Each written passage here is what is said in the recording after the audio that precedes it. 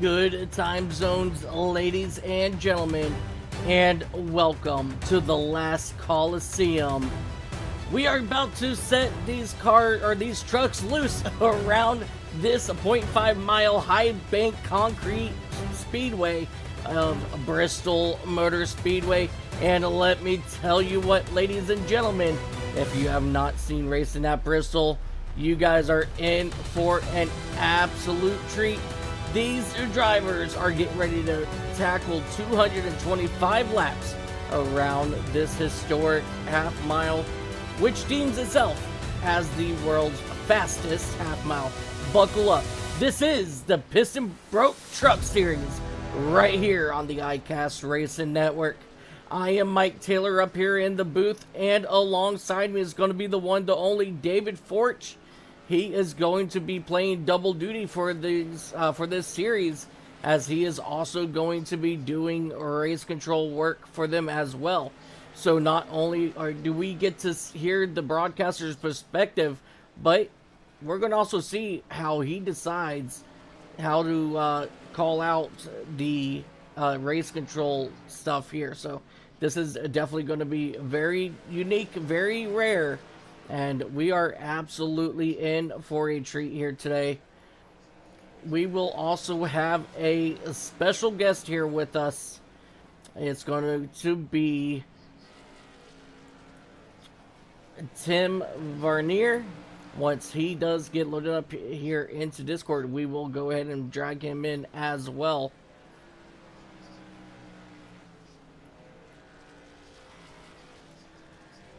And before we get underway here with just a couple of minutes left here in practice, let's go ahead and take a look at your race information here for today. These guys again are going to be going around this track 225 times. The air temperature is 77 degrees. It's beautiful out. Track temperature is 91. It's not going to be too slick out there for these guys, but it's going to be a lot of fun. These drivers do have 4 additional tires in the pits, so they do have 5 tires total. They don't have any fast repairs, so they're going to have to pay very, very close attention to that. Along with that,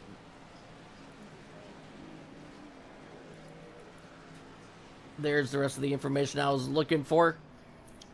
They will have 2 green-white checkered attempts, 80% fuel limit. They will be running stages. The first stage will end at lap 50, and stage 2 will end at lap 120. So it's going to be very interesting to see how these drivers are going to play all of this out. And let's go ahead and take a look here at your current point standings for the Piston Broke Truck Series. Jason Brantley currently on top in front of Cole McElwain with 6 points. Brady Gotch, he's in 3rd place here with 28 points, 48 points back to Jared Gotch. And then Shane Fleming, he'll be back with 58 points here today. We do have 6 different winners. I'm sorry, we have 5 different winners in 6 starts. Will we see once again a second driver to capture another victory, or will we see a 7th new driver take home the victory here in Season 2? That's all about to go down here today, as we are getting ready now to transfer over into our qualifying session. We will catch the first driver here to take to the track.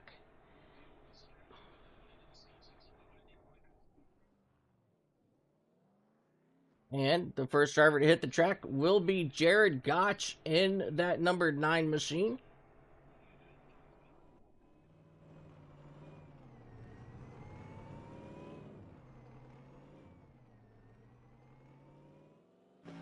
I will head over here with Cody Benson in the number 31.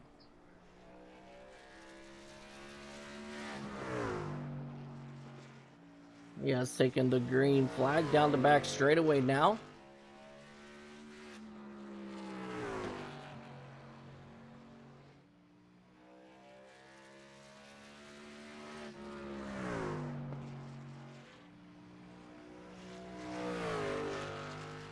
Alrighty, he did put down a lap time of a 15.771.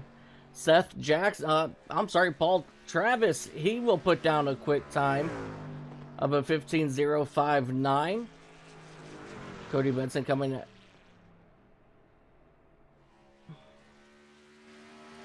Yeah, and he actually just made it a little bit quicker from a 159 to a 150. So he outdid himself there. And ladies and gentlemen, let's welcome David Forch in the booth. And David, today you are not only going to be color commentator with me up here today, well, you're also going to be playing race control. How are you going to juggle both of these jobs at once?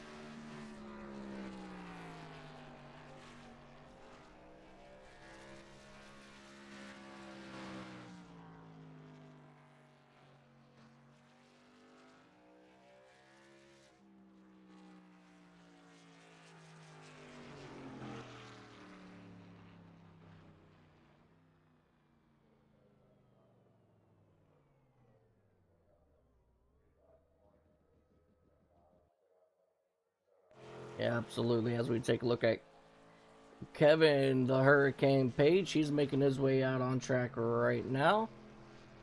Let me... Voila. That's what I wanted to do right there. Alright, you should have eyes.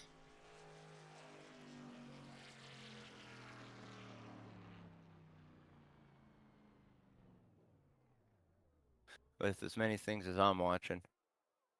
All right, well, I was just told that I forgot to unmute you. So, David, Oh. repeat one more time what you're doing today here with the Piston Broke Truck Series. Yeah, so I was very fortunate enough that the admins of the race club decided to bring on Top Dog Race Control. It's a brand new race control company that I am launching, and so today I'll be up here in the booth wearing the booth announcer hat, and then under caution flags. In between talking, I'll be watching out there, seeing what kind of crazy action's going on. Then I'll be issuing out penalties where needed, logging down some information. So yeah, I'm gonna be a busy man this evening, but I'm looking forward to it. Thankfully, these guys have some really cool rules in place. They have the claim it rule, where the drivers are responsible for claiming what happened. Makes it a little bit easier on me.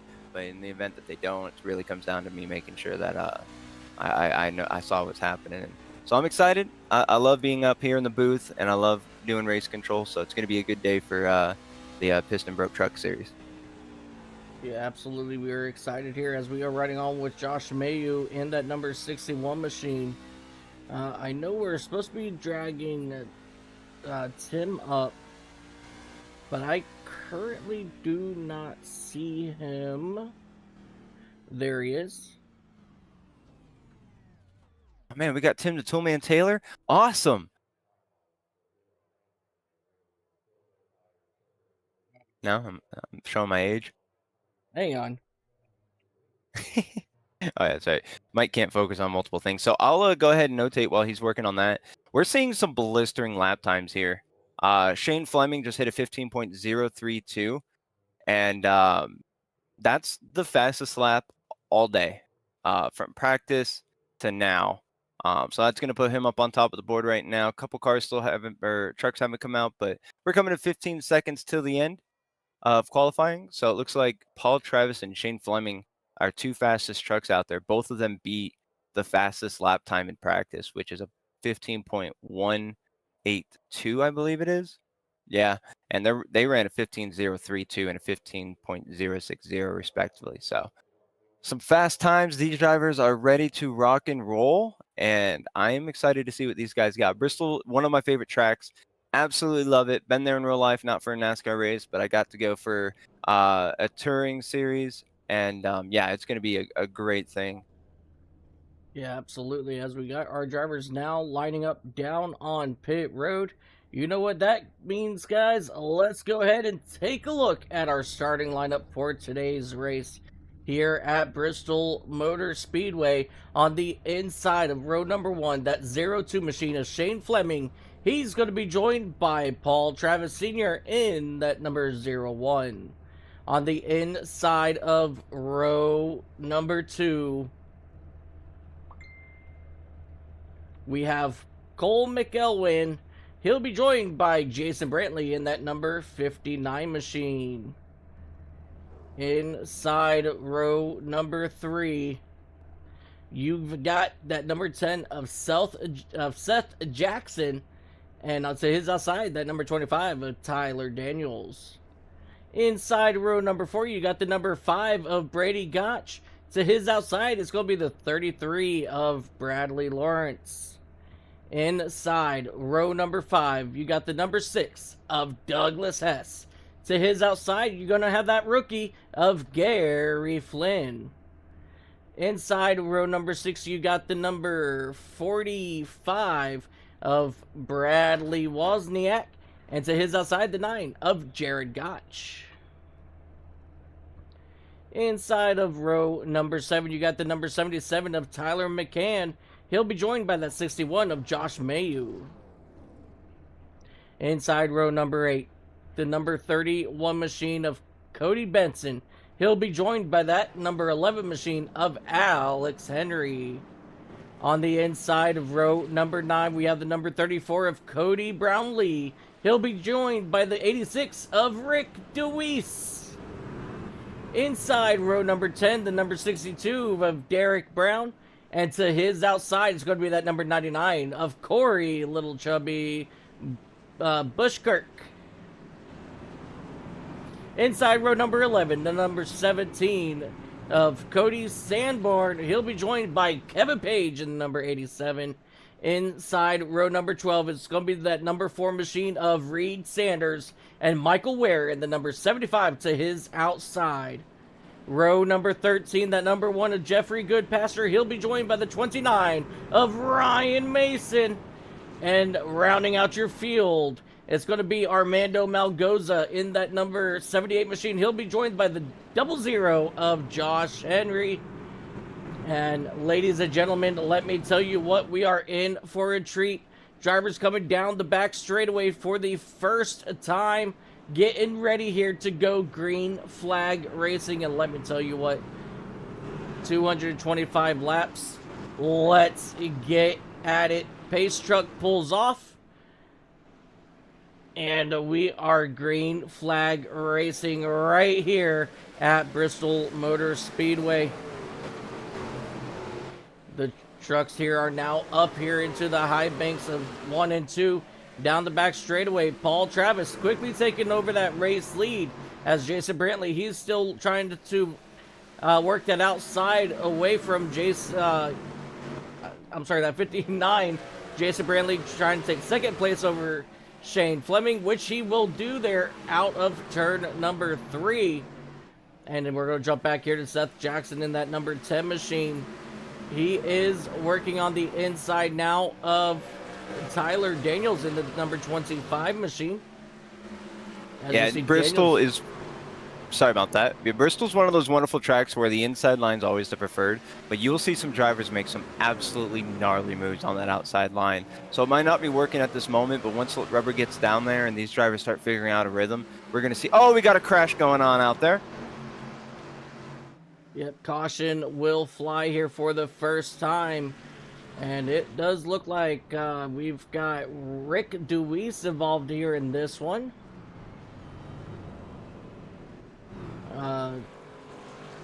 Cody Benson was involved. Josh Mayu, Michael Ware, he was involved here as well. Let's go back here and take a look, see what happened.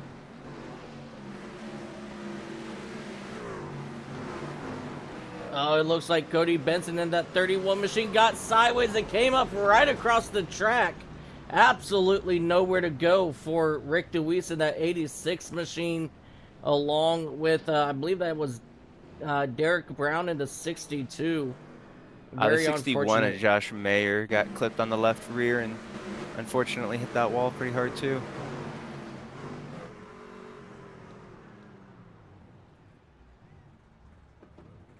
Michael Weir coming to a stop to avoid that, so that was really good heads-up driving by him. Let's go ahead and ride on board here with Josh Mayu in that number 61. He almost made it through.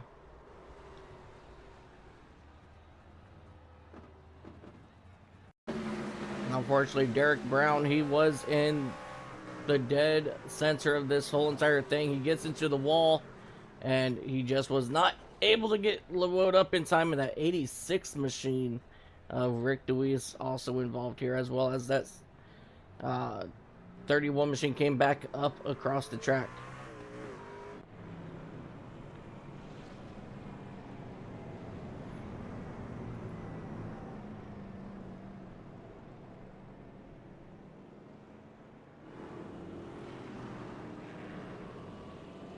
You know, Bristol's one of those fast tracks, and the banking really helps you out through the corner, but it's one of those tracks that'll just reach out and grab you, and will send you either into the outside wall on exit or snap you loose to the entry. And 31 was saying he hit his brakes just a little too hard and upset the balance of his ride, and I see it a lot.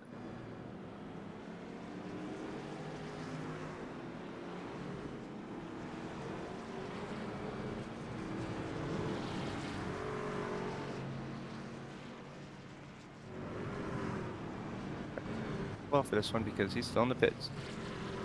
All right, Mr. Race Control, what's your thoughts? And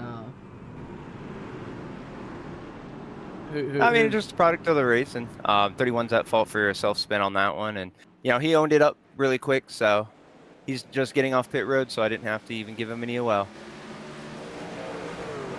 All Alrighty, we are back. Green flag racing here. Paul Travis once again quickly out, taking that race lead. Jason Brantley, Shane Fleming quickly also dropping in line as all of our top 6 or 7 now are single file as we drop back here to right about Brady Gotch in that number 5 machine. He is working the outside of Tyler Daniels in that 25 machine. Yeah, as long as he gets that, as long as they get their inputs right on the outside, they're going to breeze on by, especially while everybody's still kind of getting up into the rhythm of everything.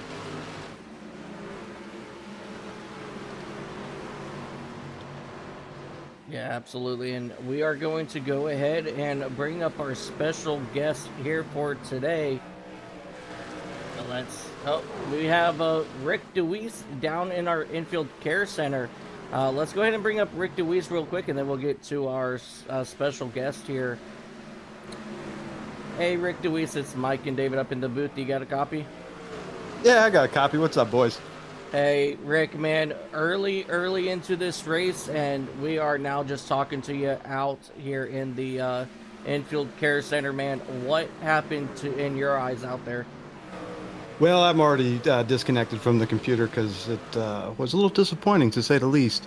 You spend a week practicing, getting ready for a race, and you end it by somebody overcorrecting and coming back up into the field. Yeah, definitely. That's what I saw. Yeah, definitely one of the toughest things. You know, we are, just now working lap 15 out here on track. It's definitely one of the toughest things, to have to try to work through. Oh, we got to spin. Yep, we got to spin here of that number 8 machine. Of Cole McElwain. Number 9 gets collected. The number 9 got collected there as well. Tough break for them. But man, what do you got to do to come back next week? To hopefully start moving yourself back forward. Well, I'm not too worried about Texas. Pretty easy track. Just about anybody can run those cookie cutter tracks and be successful as long as they got a little bit of throttle control, a little bit of car control. My main goal is to get better for Watkins Glen, because see, that's where I think I can maybe pull ahead of a few people, because I actually spend time practicing and testing out the tracks before getting on and just spending, an hour trying to figure it out. Right, gotcha. Well, I'm glad that you are doing okay. It sucks to see you out of this already, but we look forward to seeing you here in 2 weeks when we head up to Texas. Yeah, thanks, boys. Thanks for what you're doing. Appreciate it, and good luck, Seth Jackson. Yes, sir. Definitely take a watch out for Seth. All right, ladies and gentlemen, that was a driver, that number 86 of Rick DeWeese. Very unfortunate for him. But let's go ahead and bring up our special guest. Let me go ahead and drag him. Our special guest today is going to be Tim Vanier. Hey, Tim, you're muted up here in the booth. Do you got a copy, buddy? Yes, sir, I do. Well, Tim, I was told, just a few minutes before this race starts that we're going to have a special guest up here in the booth, and, well, here you are. Tim, my man, how are you doing? I'm doing pretty good. How can you not be doing well? It's Bristol. Heck yeah, it's Bristol, baby. And Josh told me that you've been around with him for quite some time now, and, tell us what your history is with sim racing. Yeah, I raced for quite a long time, probably longer than I'd like to admit, honestly. But some of us started back in NASCAR racing 4 days. That's where I started, and got really more into it when NASCAR 2003 came out. And some of the guys that are in this league I raced with back in the day, and took a bit of a hiatus. So just now, kind of getting back into it, and a lot's changed in the last 20 years, so it's super exciting to see how far it's come, that's for sure. Yeah, absolutely. And we have a huge issue back here.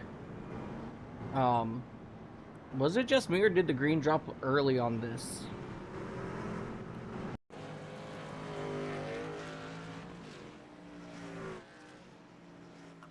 Give me one. I'm trying to figure out what I just witnessed here.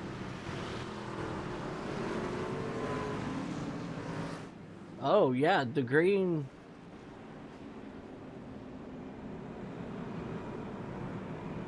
wow. The green dropped on the backstretch. That was weird.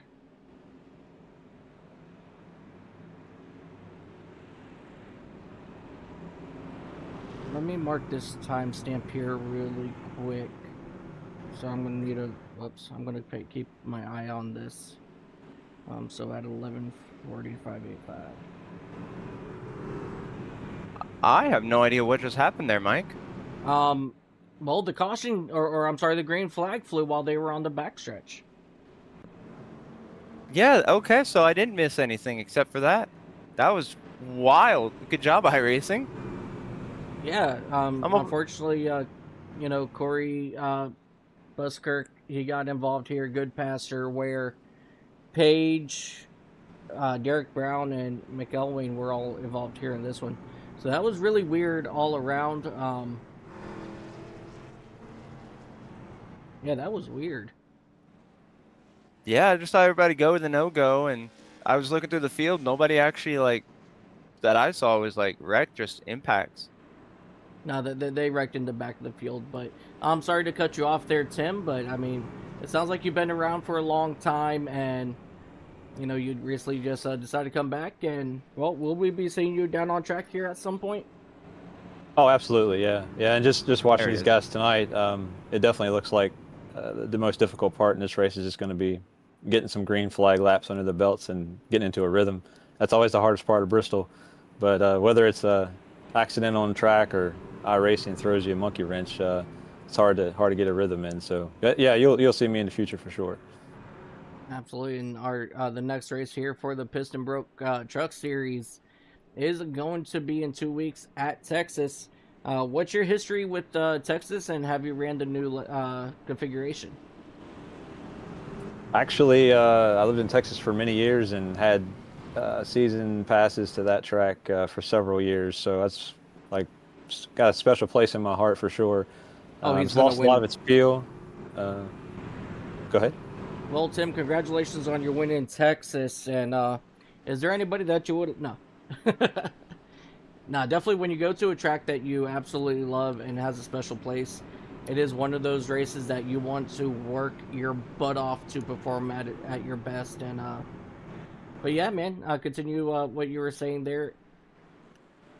Oh yeah, I was just saying that track has lost a lot of its luster as of recent, but you know, I think no matter what they do to that track, I'll always enjoy it. So, but you know, I'm not going to complain about watching Bristol tonight. So for sure, I was sitting here watching Jared. He started in P12 and worked his way up to 8th before all those cautions came out. So I'm kind of going to be keeping an eye on him to see where he goes after this, after the pit stops they just made. Yeah, Jared has always, there he is back here right now, back in that 22nd position. You know, Jared, he's quick. Last week, he was a very, very strong contender for the race win back in Vegas. And just a very unfortunate late issue happened, and, you know, he was quickly taken out and had that race win stole from him. So he's definitely looking for some redemption here at Bristol, and this is probably one of the toughest racetracks to do just that. But he is already starting to climb his way back up through the field, up to 19th. Yeah, it looked like he almost had a little bit of left front damage on the fender, but I don't think that's going to slow him down. He's still mowing him down from what I can tell right now. Oh! Hold on to it. Yeah, he's definitely mowing him down all right. Sorry, that was horrible. I'm sorry.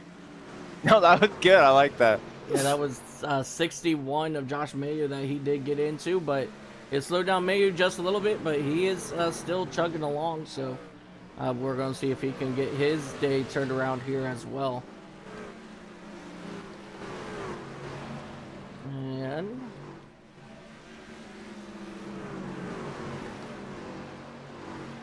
all right, Doug Hess, your last season champion in that number 6 Ford F-150. He is currently sitting back in that 10th position after starting 9th. So he's struggling just a little bit here so far at Bristol, but you know, he's a champion for a reason, so don't be surprised if we do see him back up front here by the end of this, as we just have just about 22 laps left here in this stage.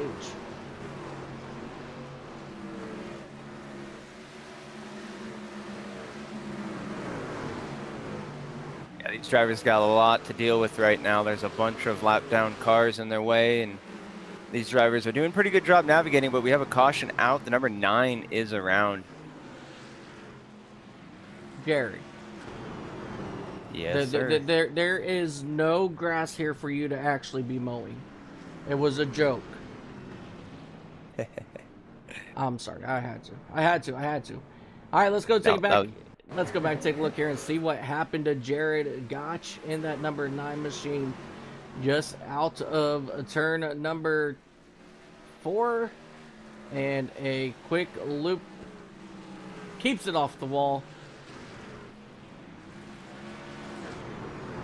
No harm, no foul, just a caution. Well, he's definitely got to try to somehow get his race turned around here. We still got a long way to go, so he's got the time to do it. So hopefully he can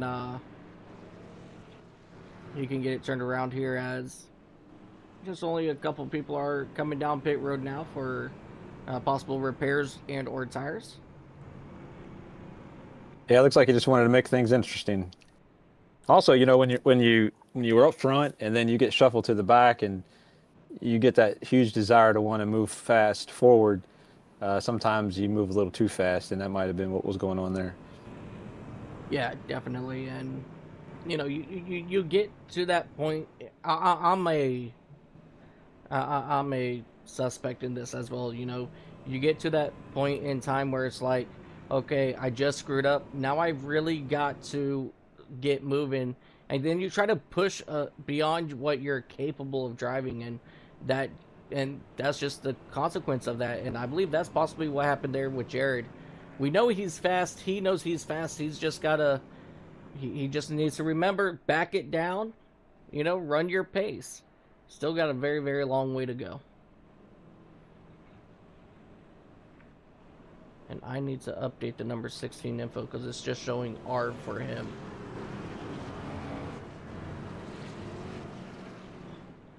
And that'll be Gary Flynn.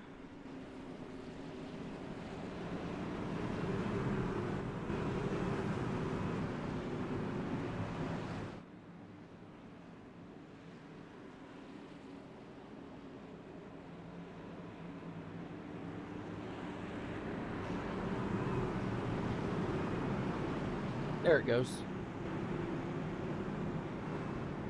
You know what? Let me do this then, actually.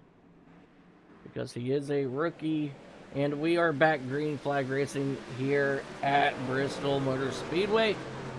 And once again, Travis out to a quick lead as Brantley and Fleming continue to battle it out for the second position. Brantley, he will take it around the outside, and here comes that number 10 machine of Jackson, moving himself up here into the 4th position.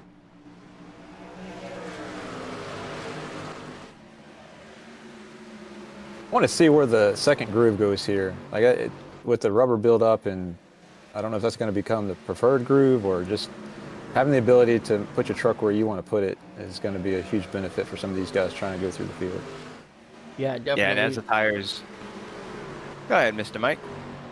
No, you go.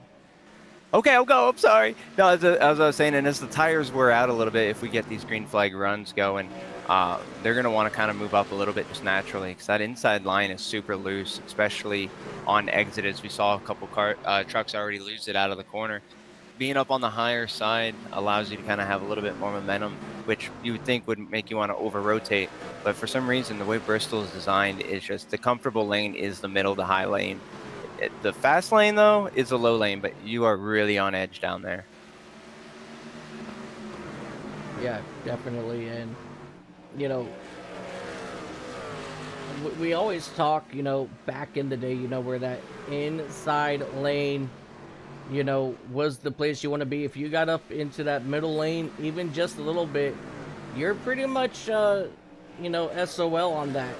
But now with this new incremented banking, you know, throughout the track, it has put on some incredible side-by-side racing, and it's only going to be a matter of time before that high side really gets to be working in, as we do see that number 10 of Jackson start trying to run that outside lane and see if he can get some rubber put down up there. Yeah, you know, I've been fortunate enough to kind of see the evolution of Bristol since 2010. I remember when there was only one lane, and then I remember when the only lane was a diamond, and then now with how everything is with, you know, the banking and the tire model and everything like that. I love the way Bristol is now. You can really get things done if you're on the ball. I forgot about the diamond phase of Bristol.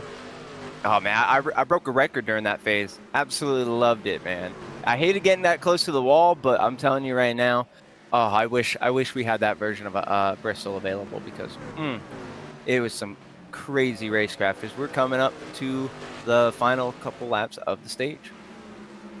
Yeah, absolutely, as we're going to have to move on. I'm sorry, Rick, but we got to go find some good battles going on here through the field. And right now, this is probably your closest one here with Doug Hess and Reed Sanders in that number 4 machine. I got a message actually from Reed saying, hey, you know, I no longer live where you guys put me as the caution comes out. And he's like, hey, by the way, I live in Farwell now. So I had to go in and update that for Reed Sanders. So just showing once again, I did the update that for you. If you guys want to add if any drivers out there that are re-watching this and you want me to add your city, states, or any other information, you let me know and we'll try to get that added.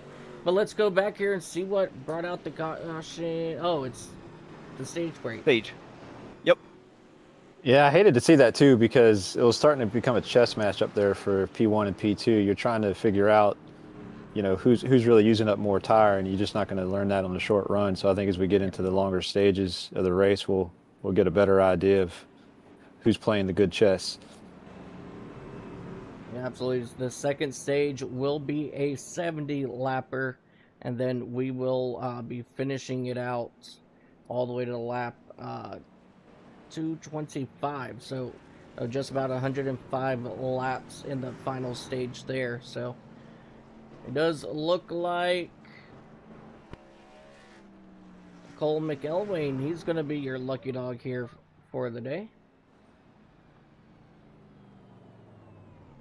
Yeah, maybe some of that's going to come to light when the longer runs force the leaders to get into lap traffic, and that's going to disrupt your flow a bit. So that will add a little bit of spice to the mix for sure. Yeah, definitely. And we have drivers coming out back on track, and Seth Jackson. Oh, these two actually decide not to pit. So Paul Travis and Seth Jackson decided to stay out. Well, you know what? Yeah, Rick, you've got to think right now that. Oh, sorry. Go ahead. No, I'm just teasing Rick. He said, "Man, I should still be in this dang race," and I'm like, "Well, man, you're the one who left." You know, Rick, I forgot to ask. Was your car too damaged to be repaired? Is that why you left?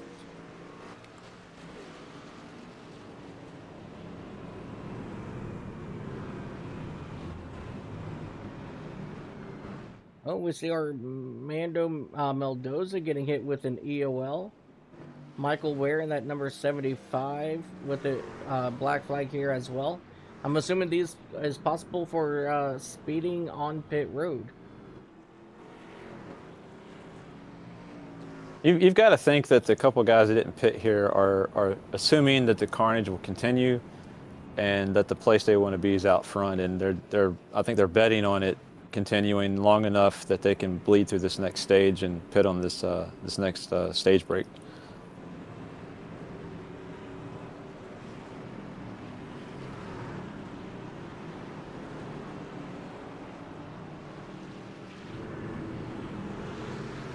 So Rick Dewey, he said these tires could last upward of 80 laps, and his car was toast, and he'd have fixed it if it was okay. Yeah, so definitely, oh man, that's definitely more even a heartbreak right there.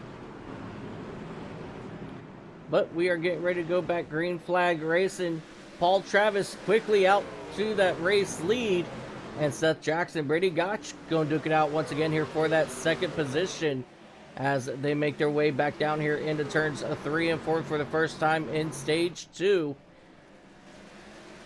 And talking about stages, I wanted to revisit this because, well, I messed up last week, guys. Only the top 5 gets points in the stage. So the top 5, so Paul Travis, like if, you know, he just got 5 points for being first there. As we got the 17 truck really slow down on the apron.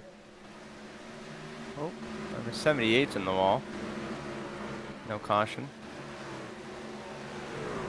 I wonder what's going on here with this 17 machine. He's really slow start. Now he's picking up the speed. I was worried about that. Caution is out. There goes the 17. He's around. But I have a feeling it wasn't just the 17. The 29. Oh, looks like we got a track blockage up here. The 02 machine of Shane Fleming. He was strong early on. He's backwards here on the back straightaway on the exit of turn 2. Let's go back and see what happened here.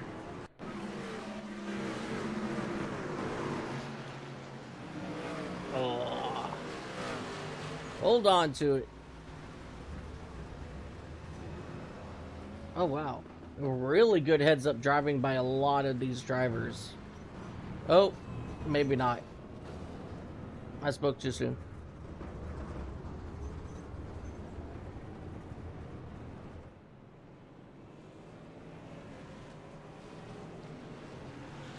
Well, that's pretty much a self-spin turned into a multi-truck accident on the exit turn number 2. And that's going to cause Shane Fleming and the 02 machine to drop to the end of the line. As your race leader, Seth Jackson. He's coming around to catch the Pist truck.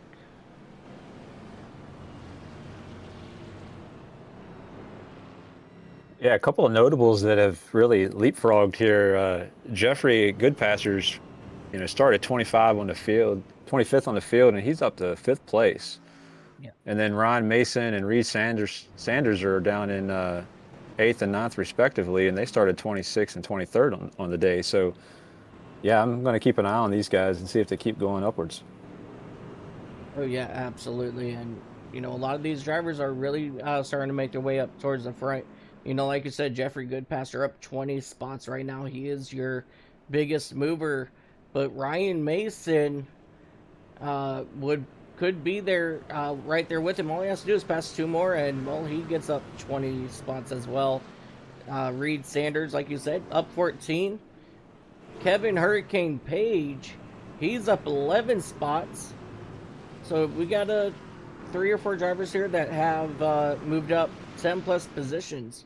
And right now, Seth Jackson is leading the whole field out front as we get ready to go back green flag racing. And, well, David, how would you feel about bringing us back to the green? Oh, David's playing race control still. But we are green flag racing once again here at Bristol. Seth Jackson in that number 10 machine. And we got one truck around. Hold on to it. Who was that? Was that?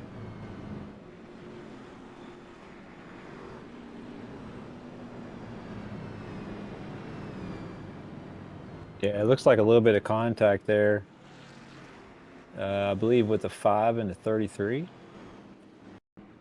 Possible. Let's go ahead and take a closer look on this. Yep, right there. Oh, that actually looked like a little bit of netcode. But let me tell you what, 33 came up. that was really good heads-up driving there for all, these drivers. Yeah, it could have been a lot worse than it was. Oh yeah, definitely.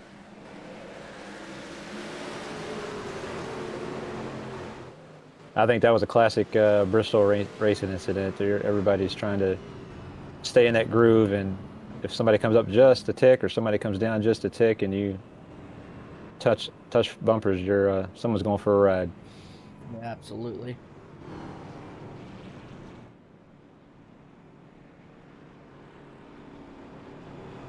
Alrighty, and your lucky dog for today is going to be Shane Fleming in that 0-2 machine. Yeah, he did fall down one lap, so he's coming back around to get back on the lead lap. And hopefully he can get his day turned around here. So I didn't see this earlier, but Paul Travis did make a trip down pit road. So he's kind of mired back in traffic now in 18th. I don't know if he's now thinking that the worst is behind him and he'll be able to carve his way through traffic. Yeah, it'll be interesting to see what happens here. Yeah, we'll have to see what happens for Paul Travis in that 0-1 machine.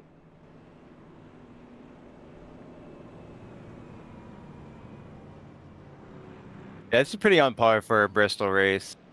I'm not surprised to see this many problems happening early on, but things do often settle out as more races go on. It's a very difficult track to see where you're going around.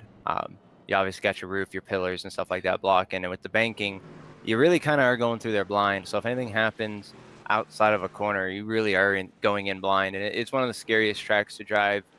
And you're really close with each other too, so you'll see these guys. We're gonna have a lot of hiccups, but I think we're gonna be okay. A lot of drivers not happy right now, though. All right, guys. Rick DeWeese is asking to get a grade on this Steve Park inspired number 10 machine. I'll give you guys a couple of moments to take a good look at it, and then we'll discuss what kind of a grade he will get. But just like that, Bradley Lawrence gets a better jump than Seth Jackson there. He's going to take over the race lead coming out of turn 2, pushing Seth back to that second position as they are running side by side behind him here with the 25 and 6 as the 25 of Tyler Daniels. He will go ahead and clear him, but he's got the 11 of Alex Henry all over his back bumper as they make their way down into turns 3 and 4.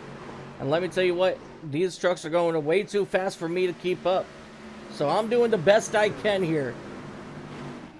This is one thing I love about Bristol is, you know, it is such a very fast, high-paced, short track that by the time you get done saying something about, you know, side-by-side racing, it's already done and over with.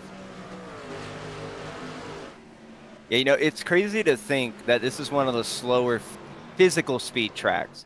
These guys in the trucks are only topping out about 130, 140, but then they got to woe themselves down to about actually, no, they're staying in 110 mile an hour through the corner. So while they're not physically going, 200 miles an hour, these guys are absolutely blazing it. They're shaving off only 30 miles an hour into the corner, and they're going side by side, bumper to bumper. Bristol is one of the best tracks out there. Worst to drive on, but God, is it fun to watch. Yeah, I mean, just to do 5 laps, it only takes a minute and less than 15 seconds. So these guys, they're going wicked fast around this track, and here we are already on lap 77. We got stage 2, and why did it not update correctly? Hang on. Yeah, stage 2 is going to be on lap 120. Correct. Yeah, I was looking at that. I'm like, that doesn't look right. I'm gonna have to say something. I'm glad you caught it. Caution's out. Yeah. Oh, hold on to it.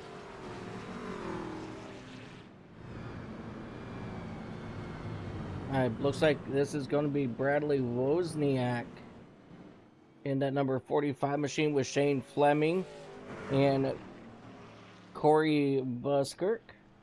Let's come back here and take a look, see what happened up here. Yeah, 02 came up and just cut the nose off the Self-cleared. 45. Yep, Yeah. self-cleared. Hold on to it. Oh. Busker Do they- absolutely. Do they just keep getting EOLs? I don't know. You're race rules- control. The rules don't actually explain it. 3 cautions caused. Okay. You get parked. So 2 EOLs and a park. Got it.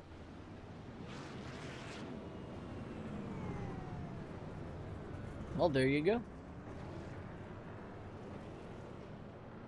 You know, and also talking about, you know, EOLs and everything. You know, these guys do have a incident limit cap. So they really got to be paying attention to that as well. As I believe they only have...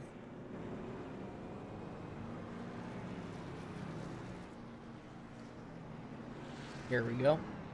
They only have a 17 incident cap here at Bristol before you get disqualified. And unfortunately, some of these drivers are quickly coming up on that.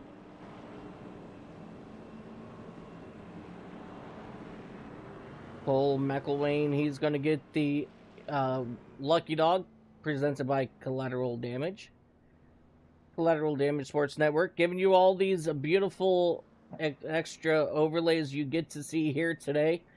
Like the end of line right there. You know, your infographics, your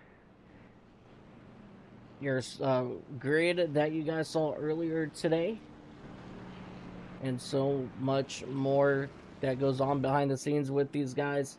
We want to thank them so much for everything that they do, and Shane, he keeps kicking butt and keeps making me spend my money.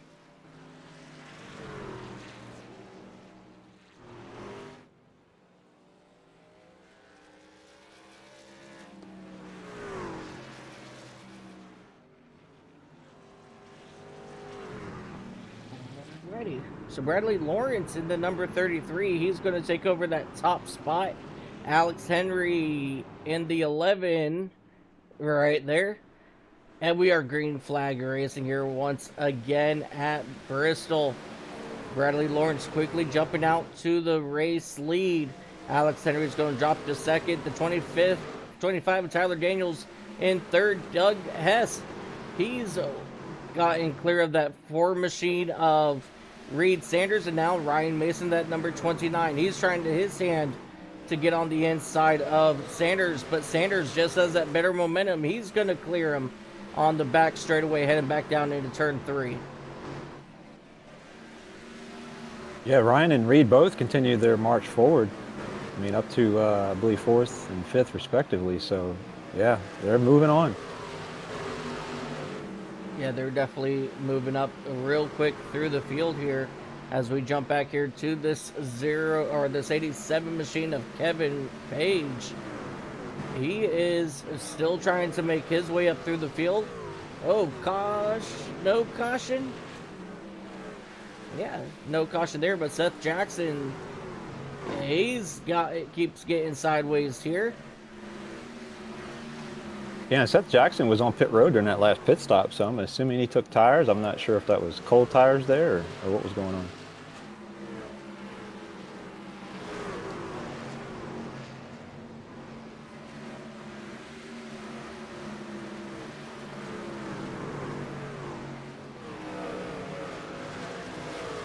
A lot of drivers are talking about iRacing technical difficulties happening. A lot of weird calls being placed by the system itself. And Bristol's just one of those tracks where it can really, really team up on you, or it can really, really go your way.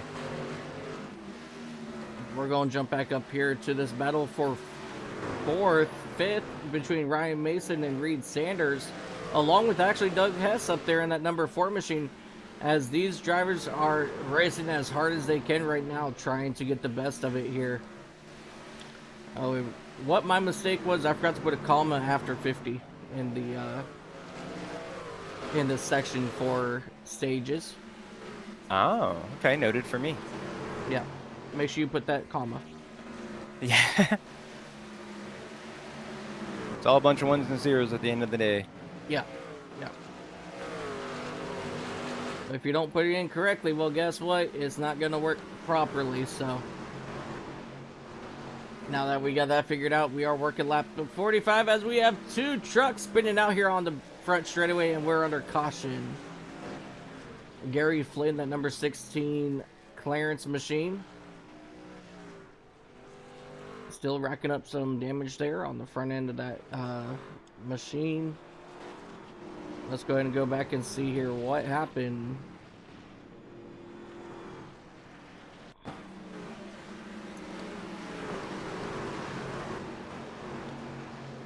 Yeah, it looks like the 16 might have pinched down a little bit on the 59, and like you guys mentioned, things are acting a little bit wonky. You probably want to give a little more space than maybe even you normally would. So looks like they got together there.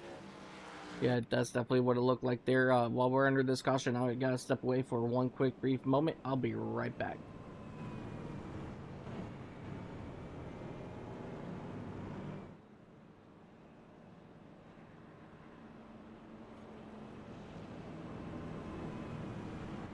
So that puts us up to lap 95. So I believe stage 2 ends at 120. So we don't really have a whole lot of territory to cover before we get to the end of the stage.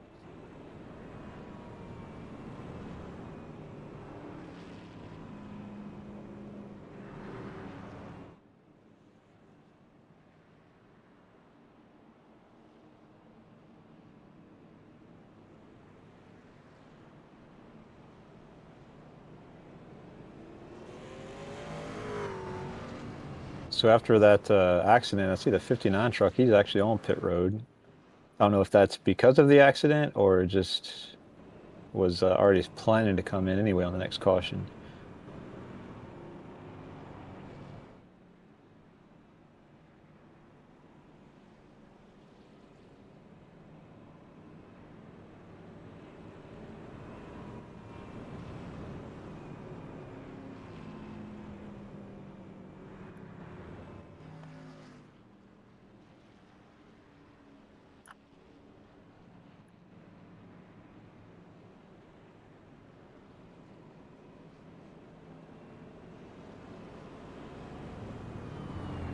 Now the Reed and Ryan show continues. Those guys are P4, P5 right now, starting 23rd and 26th on the field. They're just hanging tough. We'll see if they can keep it going.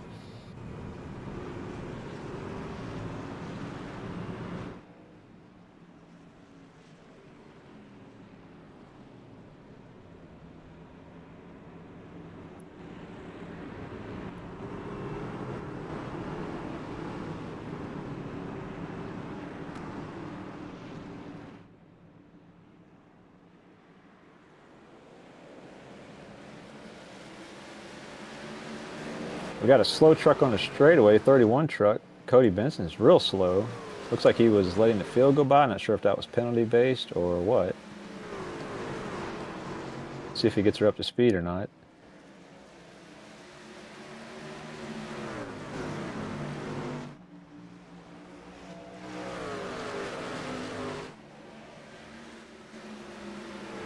.33 keeps control of the field. That I keep stepping away from the booth, Mike. Wild things are happening on iRacing. One of the drivers keeps getting a penalty for absolutely nothing. This is a wonderful debut for Top Dog Race Control. What a day. It's probably the worst track to have it at, too. Yeah, honestly. I don't know if... I know there was a update just the other day, but there's no way it's this bad. No way they patched in and broke everything at the same time, so... I almost wonder if there might be like just the server was launched wrong, or not by the admins, but by like on the back end system. But yeah, I've never seen it this bad before. Yeah, that's definitely frustrating, especially at a track that requires your undivided attention and being, worrying about bogus penalties and just odd things happening. It's just easy to get distracted. So. Yeah, Mike was saying it earlier. It's a fast track. Might not be the fastest speeds, but I mean, they're sustaining 110 miles an hour at all time. So everything's happening fast, and when one thing happens, it's just a waterfall effect. But we got a battle for the lead right now. Bradley Lawrence in the 33 is trying to fend off Alex Henry in the number 11. The 11 keeps getting a nice momentous run, but then he keeps just kind of maybe not confident with how his truck is handling or what, but then he kind of loses some space. Then he gets right up on the back bumper, looks to the inside, and then has to back out of it again. Yeah, you can see these guys are working the upper groove now, so it seems like also when he tries to go low on him, he's just not finding the grip down there, and he ends up back in the higher lanes. Oh, the 33's in the wall. Yeah, that's going to hurt his momentum. Yeah, that's going to hurt him quite a bit. That's going to put him back to P3 now, so that's going to give the lead over to Alex Henry in the number 11.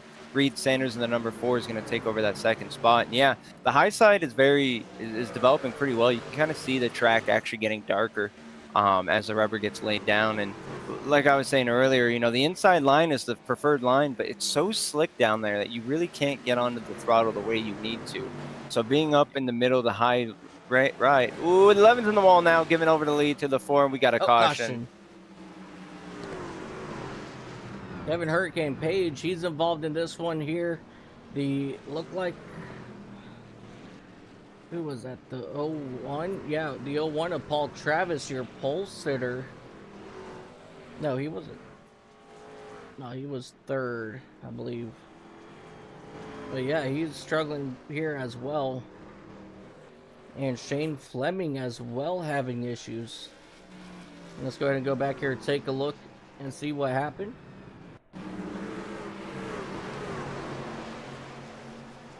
You see that one car up in the wall, just tried to take evasive action to avoid, and unfortunately there were cars there as the pace truck barely squeezes by.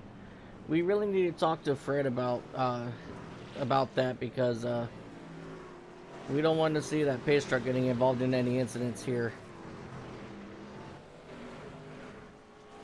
Yeah, that exit off the corner just got all bottlenecked up there with the truck in the wall, and you just have to react so quickly. It just got all together there. But it looked like it was, in the big scheme of things, pretty minor contact for all the trucks involved. So I'd like to think no one's got too much damage from that, but time will tell.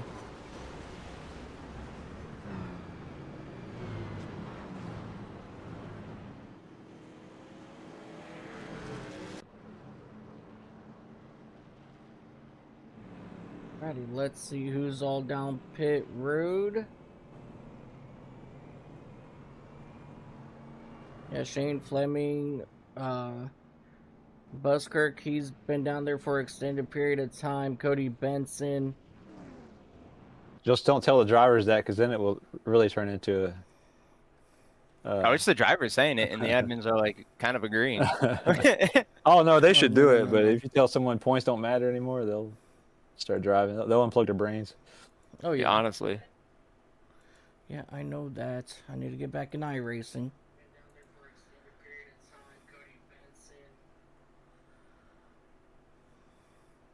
Yeah, they're gonna pull it. Just don't tell the drivers that, because then it will really turn into that's super unfortunate. Yeah, they just told him run the race out, and then after you go vote, you're required to vote if you're in the race. So it's gonna be.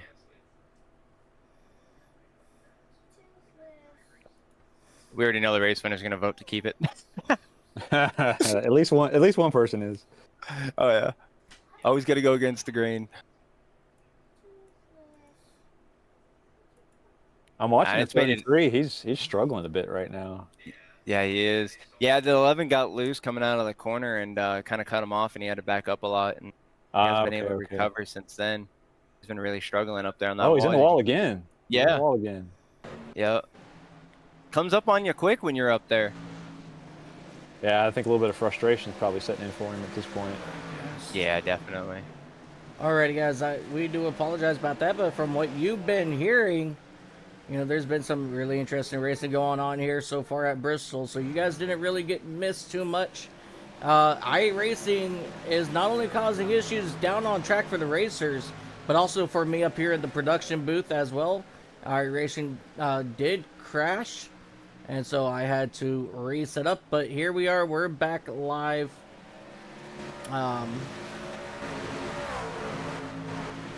But as you guys see, Sanders in that number 4, he's still currently out front.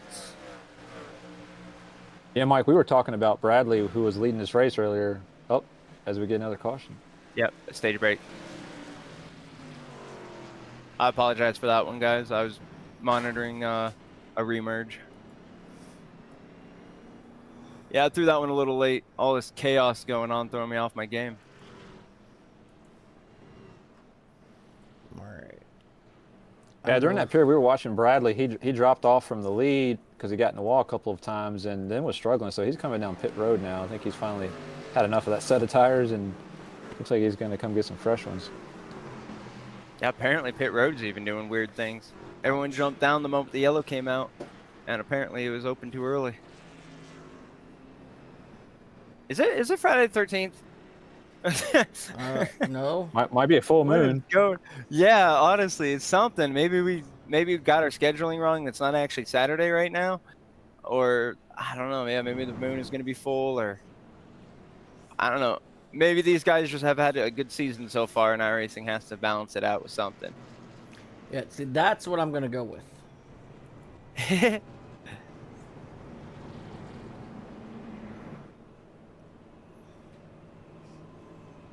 Alright, guys, give me just a moment here. I apologize. I'm trying to get a couple other things reset back up. Because once one thing crashes, everything else decides to crash along with it. So Reed, he relinquished the lead on that caution and came down and got tires, which a lot of folks did. So he's going to have his work cut out for him. Mired back in traffic coming down to this next green flag.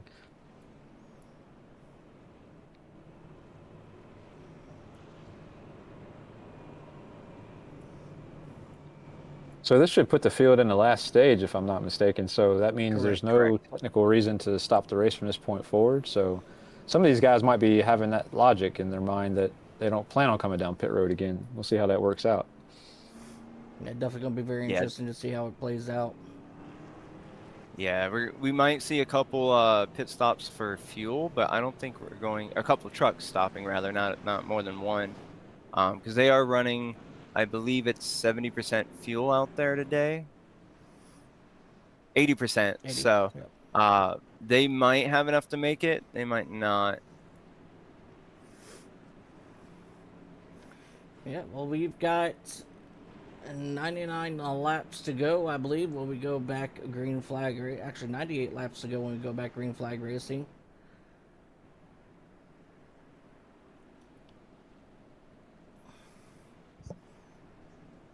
Oh, the restart was delayed. So the lights are going to go off on the iRacing.com pace car once more. And we should get the green flag this next time by.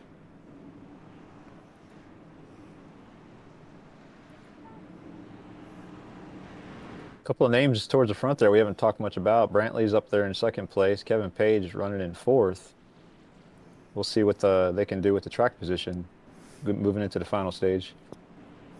Yeah, Brantley definitely struggling in that 59 machine. He was all the way in the back at one point. Back up here in second. Kevin Page, as you said, started back in that 22nd position and drove his way through the field. And we are green flag racing once more here at Bristol Motor Speedway. Back up on the outside. Your producer eyes aren't showing for us. There it goes. I deeply apologize about that, guys. I get so good jobulated. Oh, trouble in the back. Alex Henry and Cole McElwain. Hi, Cole. How you doing, buddy? Nice look inside your truck. Alex Henry, Cole McElwain involved in this one. Alex Henry in that 11. He's got himself a meatball for damage possibly to that tire. Let's come back. Oh, hard impact for the 11, yeah. Yeah. And I don't know how much of that started from the beginning because the 59 unfortunately didn't get the greatest start on the outside and it really backed up some of the field there. So I'm quite sure they were bumper to bumper farther back in the pack. Yep. And then Corey Buskirk, he came to a complete stop. Cole has had, yeah, that is very true, Rick.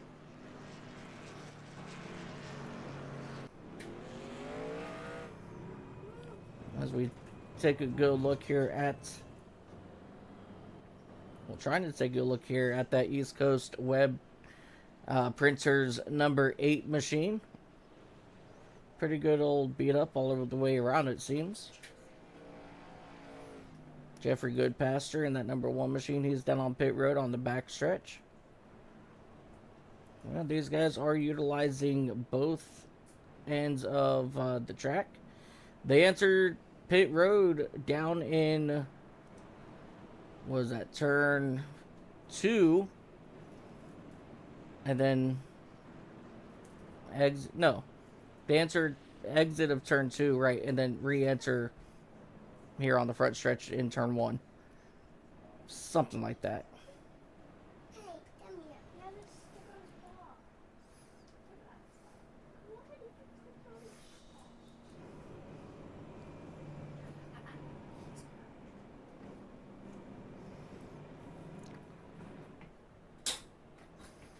And once our race control comes back, I got a question for him. I have an answer. Oh, there he is. All right. So what kind of penalties randomly have these drivers been getting? Say that one more time for me, boss man. The penalties that just keep popping up, the black flags, what are they for? It's really been a mix of things. Like right now, the 11 is going to be dealing with an EOL for causing that caution. But iRacing has been a wild event for us here, watching everything happen. One driver was penalized for passing the pace truck when he didn't. One was penalized for cutting the course like it was a road course. 2 drivers actually got that one. So it's really hard to pinpoint that answer specifically because iRacing has been pulling out road course cautions, and they've been giving people cautions for no reason. Someone had a minute and a half hold when he didn't even speed. So it's a whole thing right now. Dang. It's definitely. Yeah, like right now the 11 just received a penalty for literally no reason. Oops. Yeah, I just had to clear that out.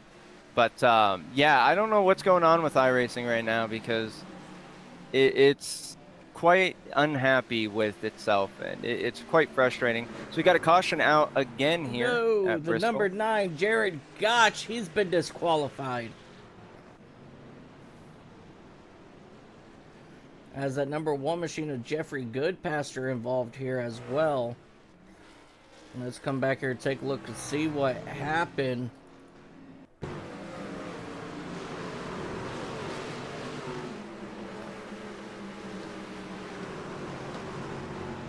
Oh, the 01 turned to 16. Oh. Yeah, the 16 came down. Oh, my heart breaks for Jared.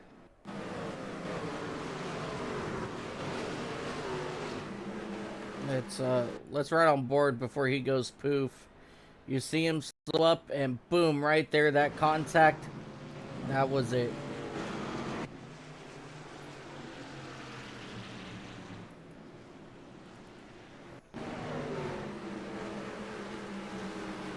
We had Gary Flynn here involved.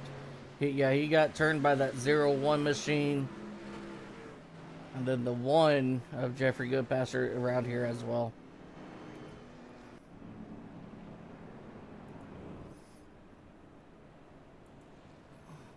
Yeah, there's definitely a lot of comers and goers in this race at this point. Unfortunately, some of these guys are having issues repeatedly, and it's a rough night. Yeah. Wait, Cody Brown Lee just got a meatball for what?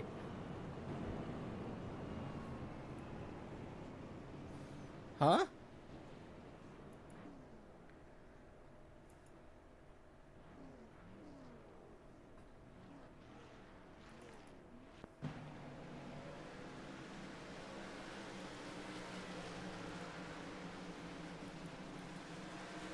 Oh, he's not even showing on track at the moment. Oh, you know what? He's probably been sitting down on pit road too long. His car probably went kaboom. because he is showing he only completed 7 laps today.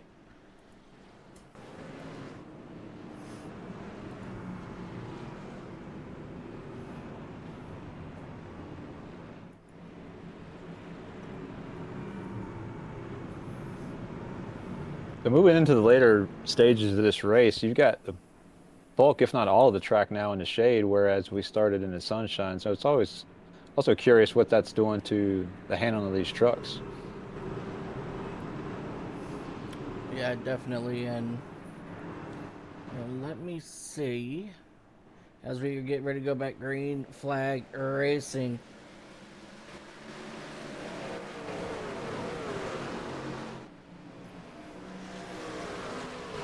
Jason Brantley showing the way. Yeah, really good start from him in that 59. Reed, number 4, is definitely going to be knuckling down, trying to see what he can do to get that lead back. Yeah, the air temperature and track temp both have actually dropped, so this is definitely going to start picking up pace here at Bristol. With it getting cooler out, we're going to get a little bit more grip here out of these race trucks.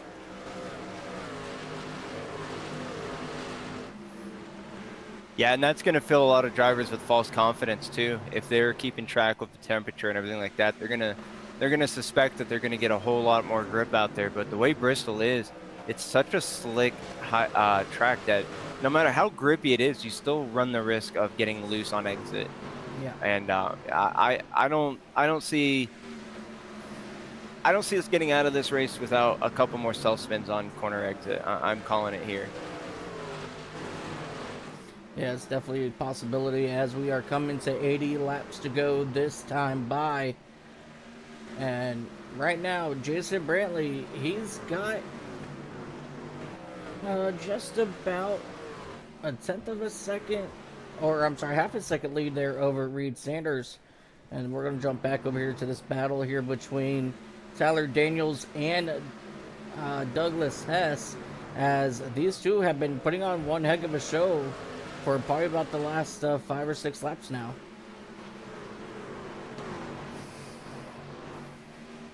Yeah, Bradley's really clawed his way back up there to get back up to 6th place. But he's definitely got his hands full. Yeah, some of the fast drivers from earlier are no longer fast. They seem to be struggling. The number 11, he was able to keep up with the leaders for a while, but he was having a lot of trouble on exit. And he's 2 laps down and just continuously falling back. Yeah, definitely a really good day for Alex Henry, going sour here at Bristol. Another one's day that went from good to worse is that number 02 of Shane Fleming, as he's currently back in that 19th position, almost 7 or 8 laps down now. Yeah, Shane is 8 laps down, and he was one of the drivers that unfortunately experienced iRacing's wrath of black flags. It gave him a minute and a half hold, and upon leaving, and I reviewed this, he got a speeding penalty, even though he wasn't speeding. That is just crazy. Douglas has gotten a nose underneath the 33 a couple of times, and he just can't get the traction up off the corner to make it stick, so he continues to chase the 33.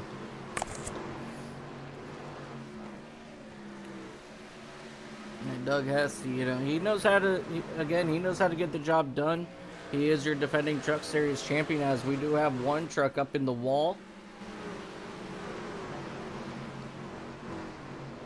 Still green. Yeah. Looks like nothing came from that. Yeah, Bradley's been driving. I've been watching his line. He's driving about a truck width higher off the bottom of the racetrack on entry, and some of these guys continue to ride right around the bottom. He's making it work for him. Yep. And we were Cody. Oh, we don't. Another black flag for him. Yeah, I was getting ready to say that I'm watching Seth Jackson in that 10. It looks like he's starting to somewhat diamond the corner on exit.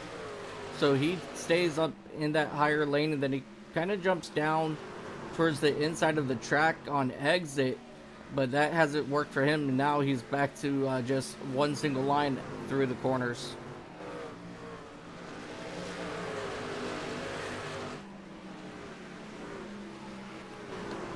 Jason Brantley is starting to walk the dog on these guys a little bit. He's got about a 1.5 second lead on the field and starting to hit up a little bit of traffic. He already passed one lapped car. So see how if he's really overdriving the truck or he's just found a good rhythm.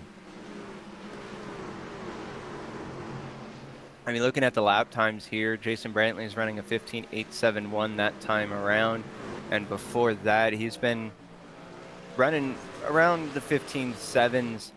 Whereas Reed Sanders has been running about 16, so Reed might be saving some tire, expecting that the number 59 is burning him up. And it looks like out of the top 10, your race leader, Jason Brantley, he did run the fastest lap with a 15.9. And only one other person, and that's Bradley Lawrence, was able to get down to a 15.9. So Brantley, he's definitely keeping everybody at bay behind him. But this time, Gotcha, that number 5, he was able to run fastest lap.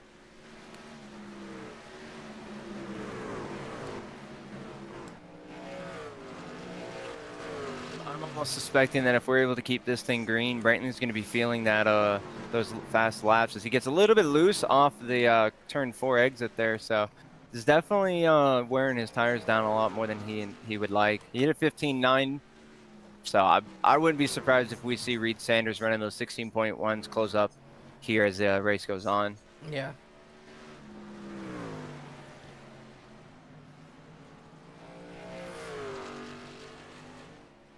But Jason Brantley, he's out to almost a 3-second lead over Reed Sanders. This is definitely the furthest anybody has been from second place, as we are now getting ourselves into a rhythm, as we have now 60 laps to go this next time by. Yeah, and looking through the field, not a lot going on. The ones on the inside of the 10, it almost loses it. That was a close one. Seth Jackson almost just met the bumper of Jeffrey. Good pass through there, but good save by everybody. Now the number 1 is stuck on the inside line of the number 45, who is not for position. So it's gonna be interesting to see how these lap cars handle having a battle in front of them. As you see the 45 right on the middle line, real close to the left side of that number 10 truck. That'd make me nervous. Brian Mason just took over the number 3 spot, so he passed Brady. He's now got his eyes set, and even more so, on the 4 truck going into the corner. It's going to take that spot, it looks like, maybe. Yep. No, 4's answering back on the straightaway, using that outside momentum to his advantage, but he's losing way too much speed in the corners. Uh-oh, the number 29 seems to be having a brief technical issue, but he's back. Yeah, that number 4 is really struggling up there. I don't think he can get his truck to stay planted on the inside, and just can't get it to rotate up at the top. Yeah, there's definitely a good possibility. Yeah, there's a possibility that he went ahead and used up his tires. And, my question, I have is, how many tires has everybody used so far?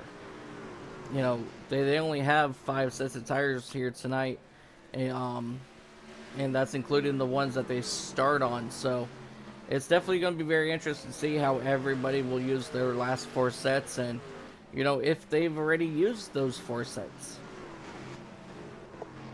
Yeah, it could be due to strategy. They might have another one over the wall, but they've been trying to save it since we've been having a lot of cautions. And now, according to my luck, we'd go green the rest of the way if I was doing that.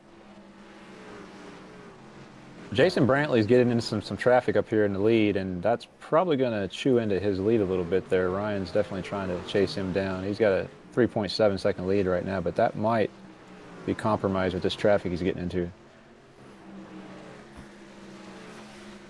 As we do see a couple drivers starting to make their way down on pit road. Kevin Hurricane Page in the 87s down on pit road at the moment.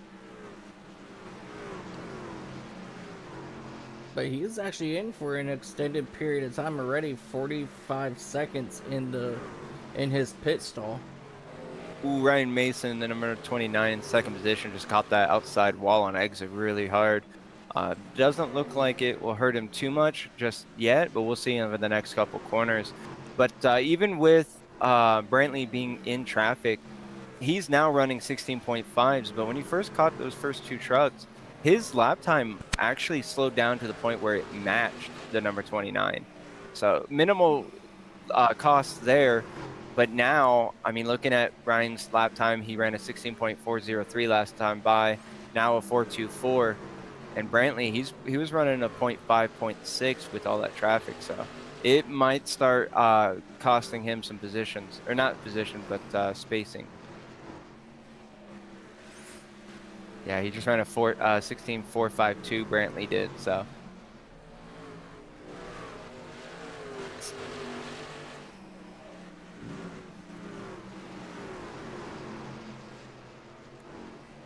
Yeah, but now the number 29 is going to be catching up to those lap cars, or those lap trucks, so it's going to be interesting to see if these guys go ahead and yield since they're no longer battling for that lap, or if they're going to continue to run their pace and make these guys work around them, as number 29 is catching up to the 11 now, looking to his inside, trying to get around.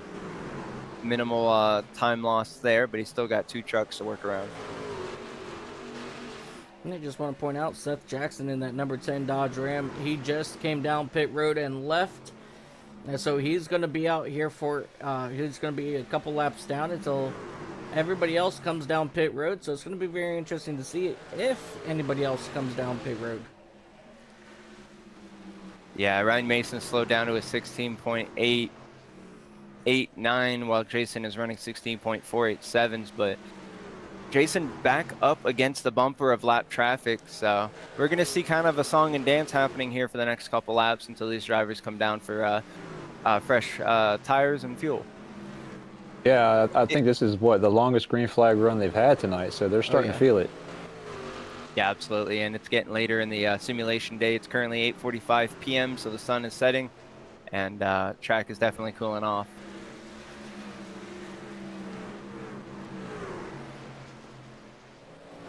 That 59 of Jason Brantley is just on absolute rails today. He took over that race lead and he said, "See ya later," as he is definitely putting on one heck of a clinic here at Bristol Motor Speedway. Yeah, that number 4 of Reed Sanders really fell off the pace. He's position 7 right now, and he's 9.5 seconds back off of Brantley, so that's definitely a damper in Reed's day, but he might be able to overcome it with fuel, or with the pit strategy.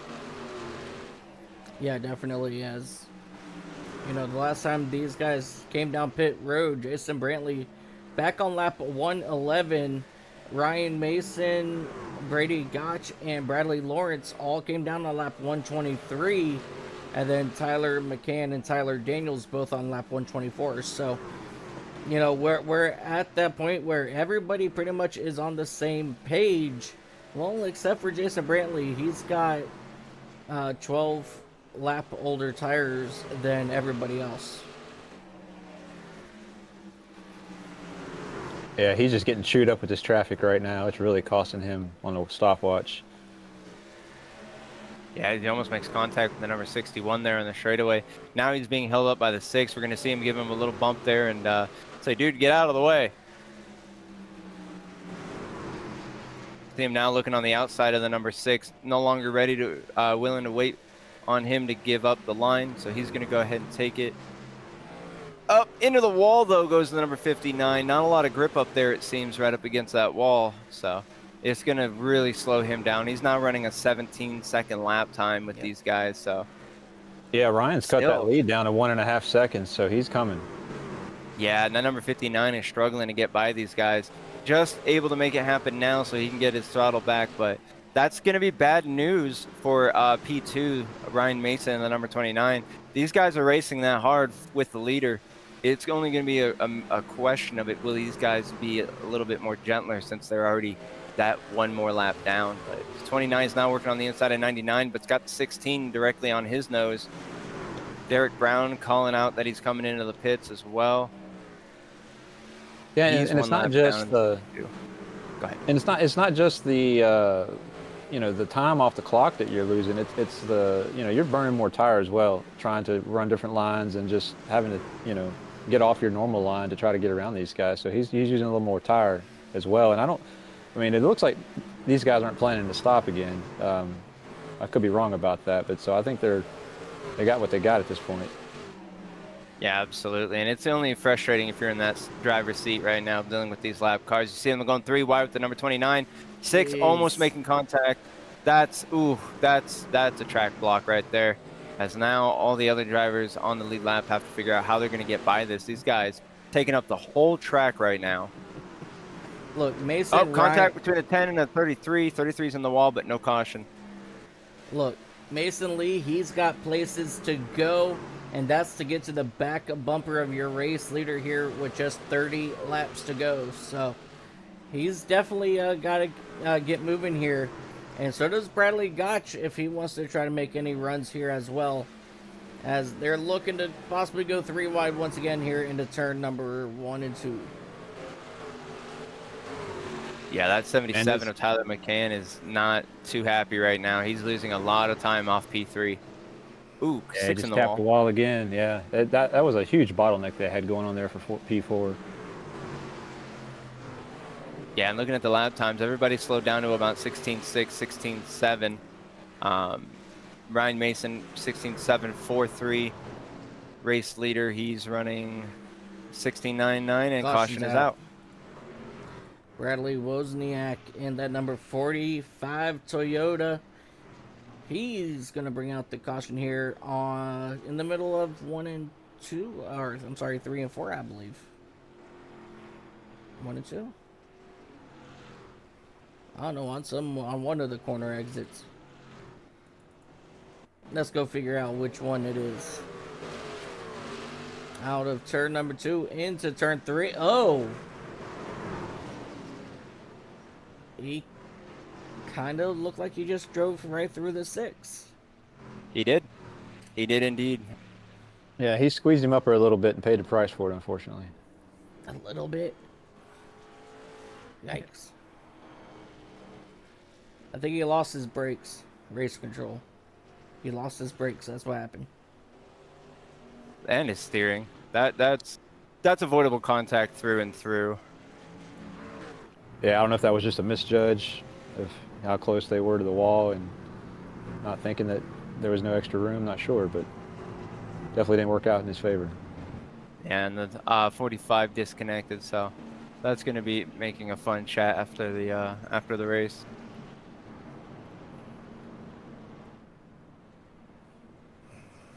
Well, Oh, they this lost is another one.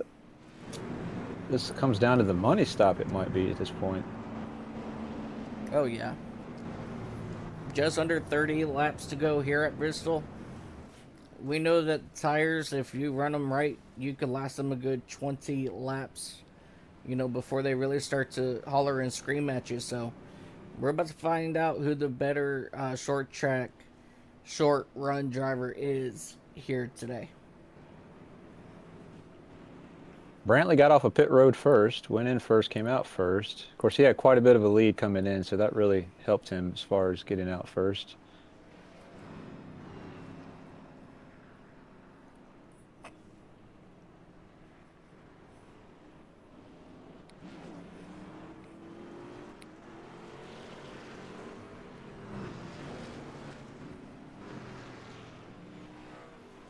Whenever you can buffer some lap cars between you and the next car behind you, that's beneficial, definitely, when you're trying to come down pit road.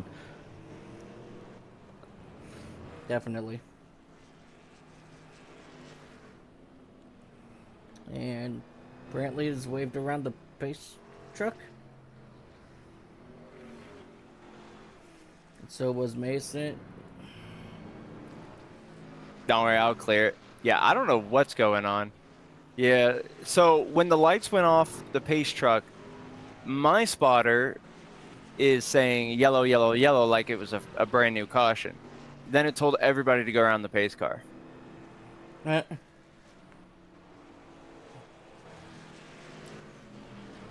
Okay, so who's...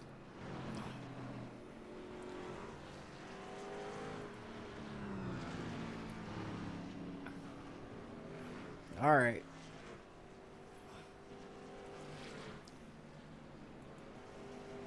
I think we got it all sorted out again.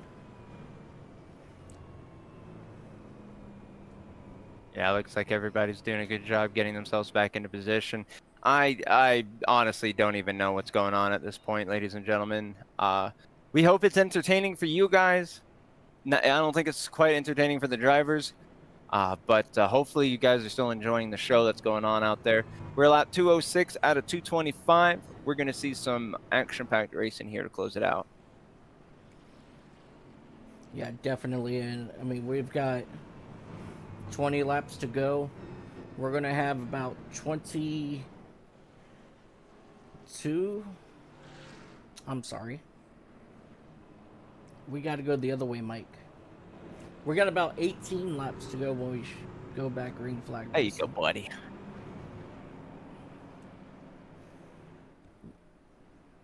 Look, this is why I'm not a crew chief, okay? I don't do numbers.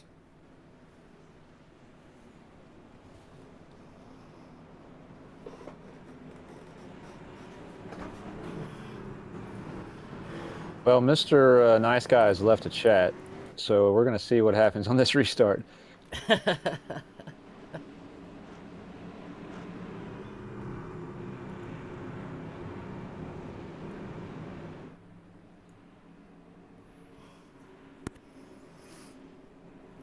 Where is Seth? He is back in 12th, 2 laps down.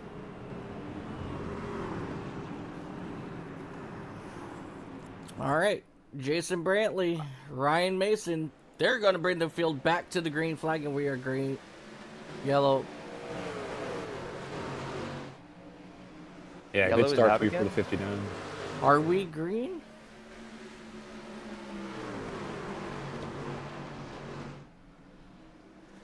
There it goes.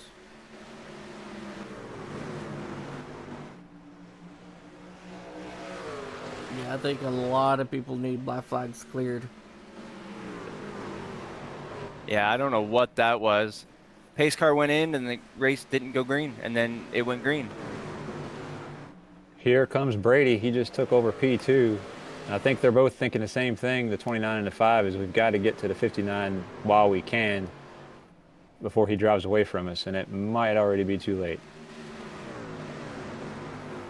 You know, I just cleared in pretty much the entire field of black flags because of that weird start. Yeah, I can only scratch my head. Yeah, I'm absolutely puzzled here myself as we do have 14 laps to go. Jason Brantley currently out front in front of that number 5 machine of Brady Gotch. Brady Gotch, he's come back out of nowhere. He's looking for some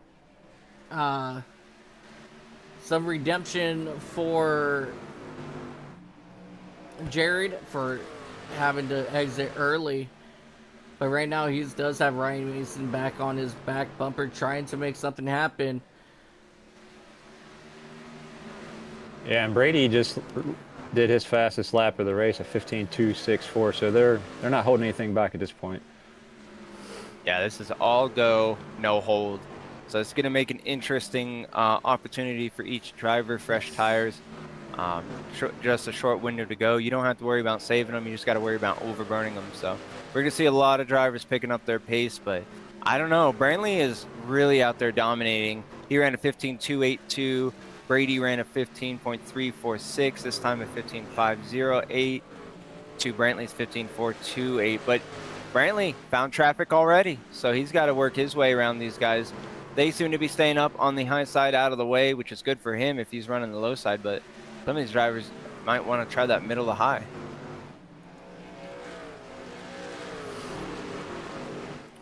One truck was up in the outside wall there.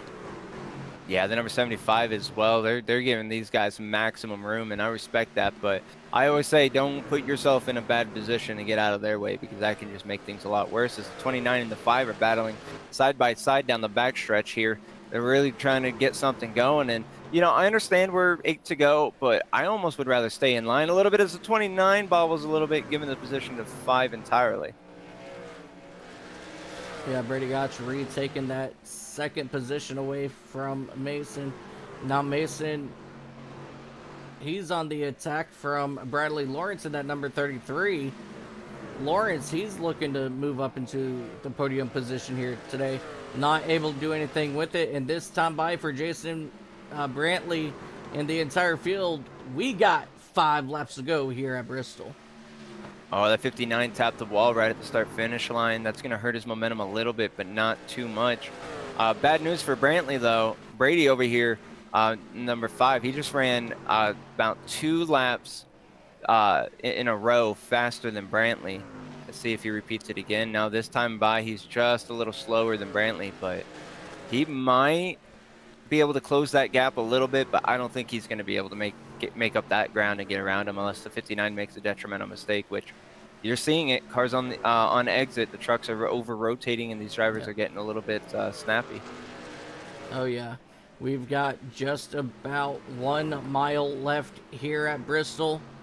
2 laps to go in the air for Jason Brantley. If he can at least get to the white flag, that will be the race here. And he's just got a half a lap to get there. And out of turn number 4, white flag is in the air. Jason Brantley just a half mile away from victory. He is looking to secure his 3rd win of the season here at Bristol Motor Speedway. And out of turn 4, ladies and gentlemen, your Piston Bro Truck Series winner here at Bristol, that number 59 machine of Jason Brantley. Brady Gotch in that number 5 Mobile 1 machine. He's going to bring it home second. And Ryan Mason, an incredible run up 23 spots to bring that truck home in 3rd place. What an incredible run there for Ryan Mason. Ryan Mason cannot be disappointed in the run here today.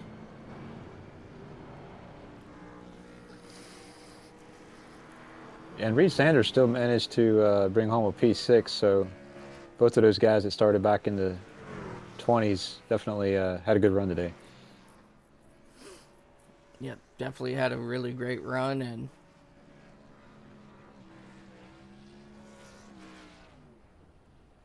we got Jason now down here on the front straightaway getting ready for his celebration.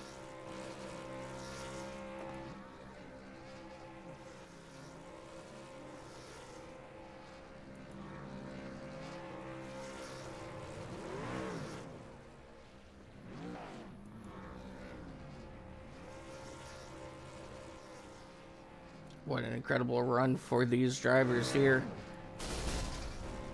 Whoops. You blew your engine. Alrighty, ladies and gentlemen, before we talk with our race podium drivers, let's go ahead and take a quick look here at our race results. Jason Brantley, he came out and led a dominating 92 laps here today. Brady Gotch came home second, followed by Ryan Mason in that number 29 machine. 4th, it's going to be Bradley Lawrence, followed by Tyler McCann coming home 5th. Reed Sanders, Tyler Daniels, Paul Travis, Douglas Hess, and Gary Flynn will round out your top 10 there. 11th, Jeffrey Goodpaster, followed by Seth Jackson, Derek Brown, Josh Mayu, Shane Fleming rounding out your top 15. Corey Buskirk in the 16th position, followed by Michael Ware, Cody Sanborn, Alex Henry, and Kevin Page will round out your top 20. 21st is going to go to Bradley Wozniak, followed by Armando Malgoza, Cole McElwain, Jared Gotch, I'm sorry. What am I thinking? Jared Gotch, followed by Cody Benson to round out your top 25. Cody Brownlee, Rick DeWeese, and Josh Henry rounding out your field here today at Bristol. And with that being said, let's go ahead and talk to our podium finishers.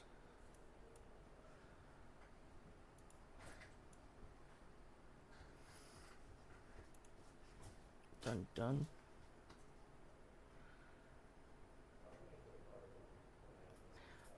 Alrighty, your 3rd place driver is going to be that number 29 of Ryan Mason. Hey, Ryan, it's Mike, Tim, and David up in the booth. Do you got a copy? I do.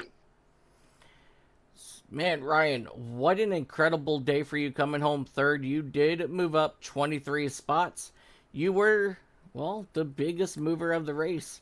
What was it like working your way from the back of the field all the way to the front?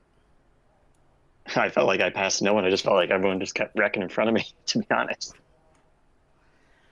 Well, I mean that is very, very true.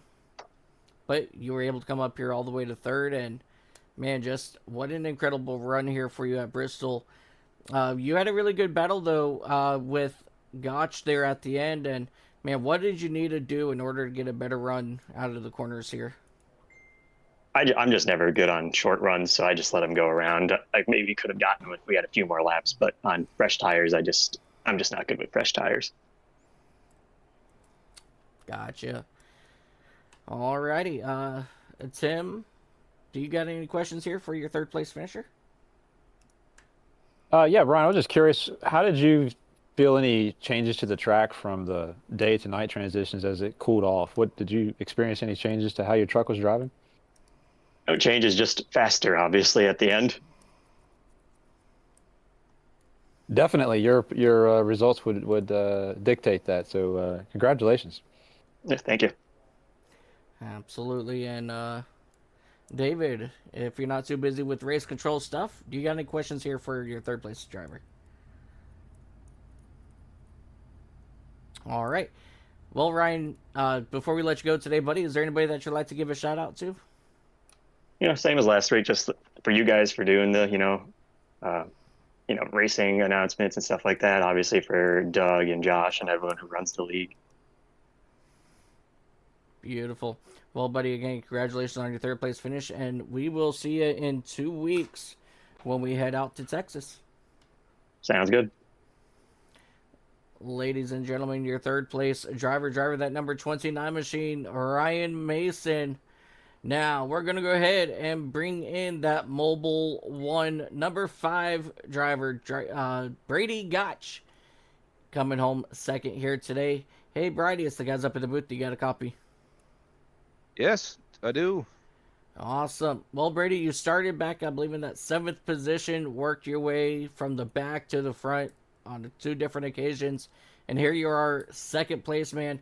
Walk us through your race, and man, what did it take for you to keep Ryan Mason behind you that final restart? All gas, no brake. I mean, I spent the majority of the time trying to conserve tires, even though the cautions kept compiling on top of one another. But we somehow made it through, kept track position, and then at the end, it was a 20-lap run, and we had just gotten done with the long green flag run. I was hoping we were going to continue to do that, and we did. So Ryan's also a teammate, too. So, I mean, he's not going to run me too hard or push the issue and end up in an accidental wreck, but was able to keep the tires underneath of it, gas on, and came home second. Awesome. Yeah, definitely really great run there. Hey, Tim, do you got a question for Brady? Yeah, so congratulations on second. The 59 was so fast there towards the end of the race, obviously, and took home the win. Do you think you had anything for him? Because if you got alongside of him, what was your thoughts about trying to chase him down? Well, the blanket answer is no. I don't think I had anything for him. I don't know what he has going on, but he is on rails most weeks, fast as hell. But if I would have been able to get up alongside of him, who knows? Who knows what would have happened? Well, definitely second place is nothing to shake a stick at, so congratulations on that. All right, thank you. And Brady, before we let you go today, buddy, is there anybody that you'd like to give a shout out to? Well, I could give a shout out to my younger brother Connor, Gotch Trucking, and all the boys over in Red Line Racing. Yes, sir. Well, Brady, again, congratulations, buddy, on your runner-up, and we'll see you in 2 weeks when we head to Texas. All right, see you there. Ladies and gentlemen, your runner-up today, driver that Mobile 1 Bush number 5, Brady Gotch. Let's go ahead and bring down the man of the hour, the driver of that East Coast Web Printers number 59 machine, Jason Brantley, your race winner here at Bristol Motor Speedway. Hey, Jason, this is Mike and the guys up in the booth. You got a copy? 10-4 on that, Mike. How you doing this evening? Doing absolutely fabulous. Jason, man, what a race for you. Dominant. You led the most laps here today. Had quick times, and man, you pulled out to about 4.5 second lead here at one point during that very long run. Talk us through your day, and what did it take for you to come home in victory lane tonight? Patience, Mike. Patience. Lord, I had fast teammates. We all started up front, which was really cool, and had a game plan. And Bristol throws your game plans right out the window. I think we had some issues with the scoring and how things come out with all the cautions we had to start with. So kind of jumbled some things around. I know it got me. I got some damage, just from trying to miss some accidents, but kept my head together. And once we got into that second stage, we caught a caution with about 10 to go, and I think I was running 10th or so. But that was the key for me. I come in and took my tires in and knew I could make it on fuel, filled it up with fuel, and knew I could make it. And I knew I wouldn't get any stage points, but once that stage caution came out, I was able to get back up to second, and I think we had one quick cautions after that when we hit to the last stage, and then we had a lot of green flag run, and the car was really good on the long runs tonight, really good. Yeah, your truck absolutely came alive on that final run there. Next week, buddy, we're heading over to Texas Motor Speedway. What is it going to take for you to get your third win of the season? Well, I'm going to. I think this was third tonight, but Third? Yeah, this was third tonight. I'm sorry. Yeah, so fourth. I'm so blessed. I've been back into iRacing for a little over 2 years now, and these are the only league wins that I've had, and I've been a part of a couple different leagues. But Texas is a different animal. You really got to you got to use your head, especially going into 1 and 2, and use a lot of brake and woe that truck down in there. So I'm not really good at Texas. It's not one of my favorite tracks, but again, I'll just try and be like I have for most part, is be patient, know that you got the points lead, and try and get a good finish out of it. Absolutely. Definitely sounds a really good plan there. Hey, Tim, do you got any questions for your race winner here tonight? Yes, I do, Mr. Brantley. So tell us a little bit about chasing grip. So how much did you change your line throughout the race, and did that help you with your speed towards the end? Yes, I really felt like that even after we got that late caution with so we had 20 to go, needed to run to bottom to try and get away and get a little distance, and then I tried to ease a lane up off the bottom to save some front tire. And then later in the run, I was even planning on getting a little bit higher. It's Bristol to me is one of those tracks where I sort of change lane progressions as the tire wears. Because as the tire wears and your corner entry slows down, you really need to get everything off, and that high line will work good if you go in high and give it a little brake and turn it down and drive it off. So yeah, you chase grip a little bit here, in my opinion. Yeah, it's one of those progressive tracks where, try to run the bottom on the get-go on fresh tires, ease up a little bit to save a little tires during the run, and then the later you get when the tires are wearing out, get a little high and get a good run off. Well, it definitely worked out. So congratulations on the win. Looking forward to next week, see what you do at Texas, even though you say, quote, I'm not good there, but I got a feeling you're gonna play a factor. So we'll see how it goes.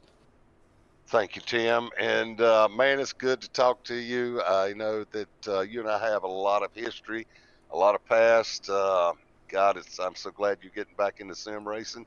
I look forward to trading some paint with you on the track, Hot Rod. I absolutely, totally agree. Alrighty, Jason. And before we let you go today, buddy, is there anybody out there that you'd like to give a shout out to? Absolutely. To start with, I've got to thank all the drivers here at the race club. We have such a great group. We're coming together. We've run now, what, 6, 7 races together. I really think that everybody is learning more about each other, having a little more patience. I know we had a lot of cautions early tonight, but really what reflects is in the long green run that we had. And you got to start with the admins, Josh, Rick, Seth. I know there's several that I'm not thinking of because I'm just so excited, but those guys do a heck of a job. We got to thank our partnership with you, Mike and David. With iCast and broadcasting our races, we really love that. We're hoping we can pick up some needed following here and keep this league growing strong. We're looking at opening up and maybe running a Sunday night division after Labor Day with the ARCA cars. We hope y'all be a part of that as well. And I got to thank my teammates, Paul Travis, Cole McElwain, and Shane Fleming for all they do. They helped me a bunch getting ready for tonight. And of course, East Coast Web Printers on the truck. Yes. Beautiful. Well, Jason, man, congratulations on your race win here at Bristol. And we'll see you in 2 weeks when we head over to Texas. Thank you very much, guys. Absolutely. Ladies and gentlemen, your race winner, driver of that number 59 East Coast Web Printers machine, is going to be the one, the only Jason Brantley. Tim, David, what an incredible race here today that we got to experience. And let me tell you what, it was nothing short of not entertaining. Because let me tell you what, every lap, even under caution, we were entertained because of, well, unfortunate glitches that we were experiencing here today. But all around, guys, what a race. What are your guys' final thoughts before we head out today? I mean, that was some intense racing. No matter where you were looking, the front, the middle, or the back, it was just constant action. A couple upset drivers, understandably so with the weird iRacing hiccups we've had. But yeah, I mean, I enjoyed watching them out there. A lot of drivers really showed what they got. And, so far, it's going to be interesting to see how the admins, not race control, but the admins handle all of that mayhem that iRacing unfortunately helped cause out there.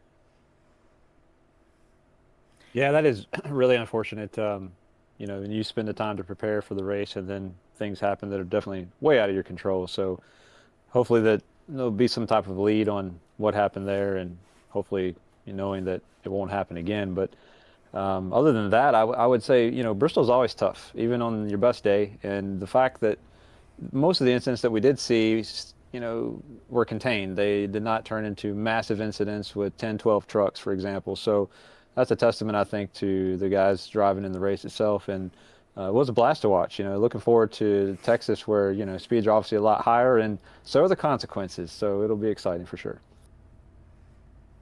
Yeah, definitely. It's going to be very exciting in 2 weeks. Just a reminder, next week we will be off due to 4th of July here in the States. But we will be back in 2 weeks at Texas Motor Speedway. On behalf of everybody here at iCast Racing Network, I want to thank you all for tuning in and enjoying today's race with us. And as we said, today was nothing short of no entertainment, because let me tell you what, it was very entertaining. And ladies and gentlemen, from here, this is where we bid our goodbyes. And always remember, ladies and gentlemen, no matter what you do in life, have fun doing it. And if it's not fun, please do yourself a favor and try to make it fun. Until next time, ladies and gentlemen, I'm Mike Taylor up here in the booth along beside David Forch and Tim. Now I forget. It's Varner, Tim Varner. Tim Varner. I apologize. Yes, no problem. On behalf of these guys up here in the booth, you guys have yourself a wonderful, beautiful time zone, and we'll see you in 2 weeks live at Texas.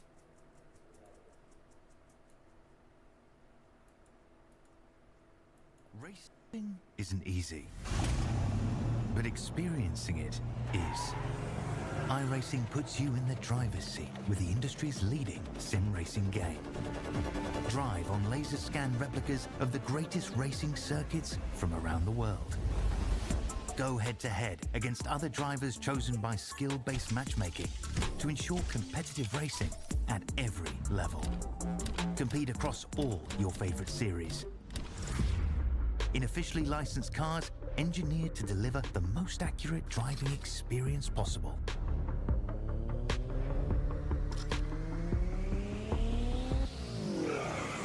Join a race or host your own with players from across the globe. Race against the computer or in a league with friends. Feel the thrill behind the wheel. Visit iRacing.com.